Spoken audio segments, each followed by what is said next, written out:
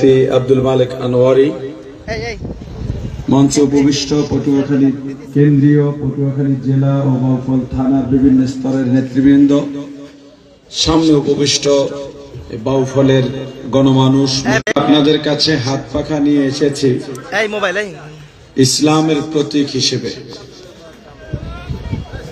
আমরা যে হাত পাখা সর্বনাই ক্ষমতার কাছে গিয়েও ফিরে এসেছেন শুধুমাত্র ইসলামের স্বার্থে। জামাতের ভাইয়েরা অপপ্রচার চালান যে আমাদের নাকি অনেক লোভ, আমরা 100 আসন চেয়েছি, এই লোভের কারণে বের হয়ে গেছি। আচ্ছা, আপনারা বলেন, এক সংসারে 3 ভাই,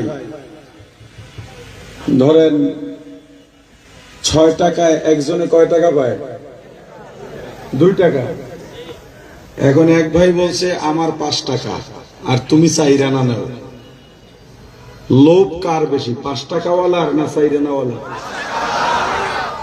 লোভ দেখাইলেন আপনারা, বাস্তবে পরিণত করলেন আপনারা, আমাদেরকে বলেন আমরা লোভী।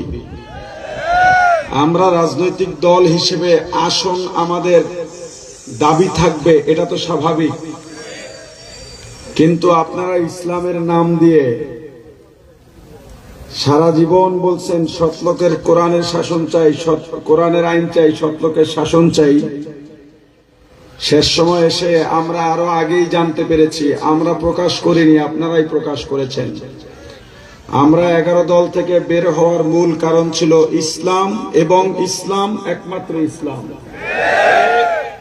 কারণ আমরা আগেই জেনেছি আপনারা আমেরিকান এম্বাসিতে গোপন বৈঠক করেন, যেহেতু আন্তর্জাতিক বিষয় এবং সেন্সিটিভ, এজন্য আমরা এটা প্রকাশ করি নাই। কিন্তু ভেতরে যা থাকে কাজ করলে তো তাই পড়ে।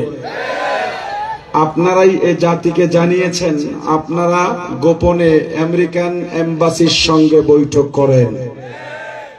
আপনাদের এমপি পদপ্রার্থীরা বলে আমেরিকা চায় আমরা যেন ক্ষমতায় যাই। তার মানে আপনারা রাসূলের চাওয়া মদিনার ইসলাম বাস্তবায়ন করতে আসেন নাই, আপনারা আমেরিকার চাওয়া ইসলাম বাস্তবায়ন করতে আসছেন। আমেরিকার চাওয়া ইসলাম কোনটা? আমেরিকায় ছেলে মেয়ে কোনো ভেদাভেদ নাই, নারী পুরুষ সবাই কোলাকুলি করে।